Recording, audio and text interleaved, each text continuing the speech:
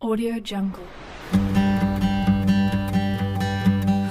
Assalamualaikum warahmatullahi wabarakatuh. Perkenalkan, nama saya Agus Akbar, beserta pasar CPNS KAUR 2021. Di sini saya akan menyiapkan materi tentang anti korupsi dan implementasi pendidikan anti korupsi di tempat saya kerja. Langsung aja ya, cek video saya. Oke. Baiklah, saya akan menjelaskan mengenai korupsi, bentuk-bentuk korupsi, contoh kasus, dan penyebab korupsi. Yang pertama yaitu pengertian korupsi. Nah, apa itu korupsi? Secara harfiah, corruption itu sama dengan busuk. Menurut Robert Gilligan, korupsi adalah tingkah laku yang menyimpang dari tiga tugas dan jabatan dalam negara, di mana untuk memperoleh keuntungan, status atau uang yang menyangkut diri pribadi atau perorangan, keluarga dekat, atau dengan melanggar aturan pelaksanaan yang menyangkut tingkah laku pribadi. Secara yuridis, Undang-Undang Nomor 31 Tahun 1999, setiap orang dengan sengaja dan melawan hukum melakukan perbuatan hukum untuk diri sendiri atau orang lain atau suatu tindakan koperasi yang mengakibatkan kerugian negara. Definisi korupsi adalah korupsi tindakan yang dilakukan oleh pejabat publik di mana mereka menyalahgunakan kepentingan publik yang dikuasakan pada mereka untuk mendapatkan keuntungan sepihak. Dua, bentuk-bentuk dan contoh korupsi.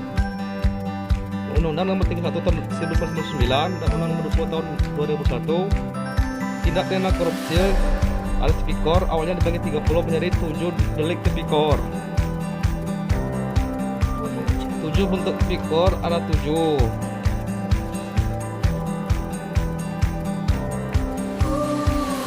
Yang pertama, merugikan keuangan negara, yaitu penyalahgunaan wewenang sehingga merugikan keuangan negara. Contohnya, membawa kendaraan dinas sebagai kepentingan pribadi.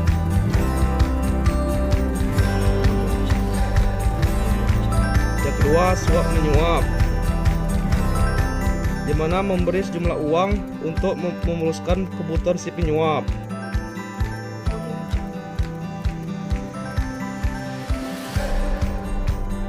Contohnya yaitu menyuap aparat saat ditilang. Yang ketiga yaitu penggelapan dalam jabatan, yaitu menggelapkan uang atau dokumen untuk keuntungan pribadi.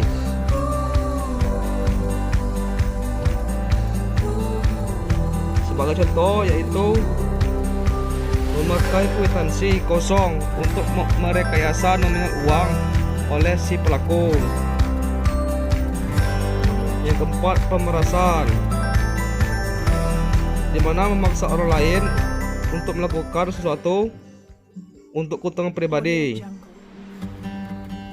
Contohnya, pungutan liar oleh aparat untuk pengurusan dokumen tertentu.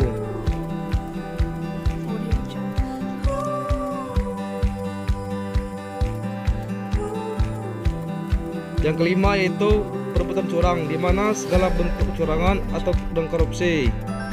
Contohnya, pemborong proyek pembangunan melibatkan kecurangan kontraktor, tukang atau bahan bangunan. Yang keenam yaitu benturan kepentingan dalam pengadaan, yaitu seorang pejabat yang dihadapkan pada peluang untuk menguntungkan dirinya dan orang lain atau keluarga ataupun kroni-kroninya. Contohnya, kita sebagai ASN tidak boleh ikut proyek tersebut. Yang ketujuh yaitu gratifikasi, yaitu pemberi hadiah atau imbalan dalam bentuk apapun dengan maksud tertentu. Contohnya yaitu memberi hadiah ke pejabat publik dengan harapan ada timbal balik berupa tiket perjalanan, paket liburan, dan parcel hari raya. Yang ketiga yaitu penyebab korupsi. Apa penyebab tindak korupsi?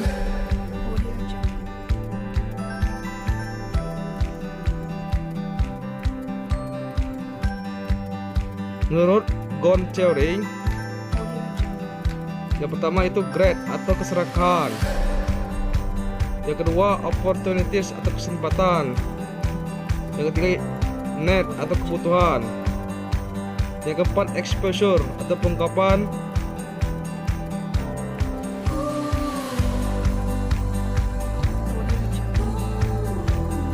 Yang ketiga yaitu penyebab korupsi. Yang pertama itu terpaksa, kedua memaksa, ketiga dipaksa.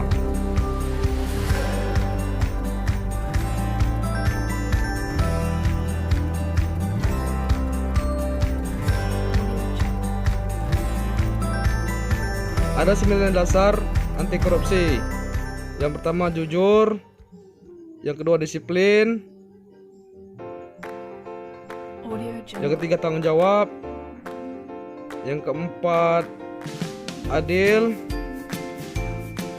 yang kelima berani, yang keenam peduli, yang ketujuh kerja keras, yang ke-8 mandiri,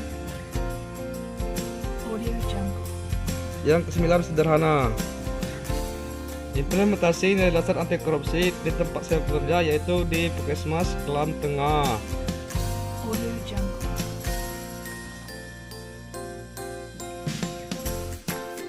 Jujur dalam memberikan pelayanan kesehatan, serta disiplin, kehadiran dan apel dan absen tepat waktu. Selanjutnya bertanggung jawab, menyelesaikan pekerjaan sesuai dengan amanah yang diberikan dengan baik, tidak mengelak, berani menghadapi dan memikul segala akibat yang dikerjakan.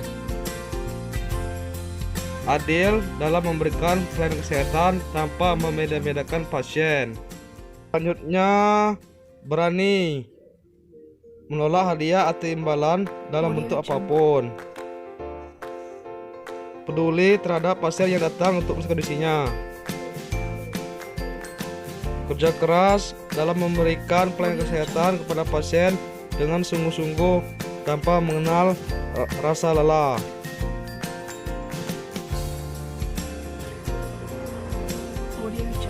Mandiri dalam melakukan pekerjaan seperti pemberian asuhan keperawatan kepada pasien.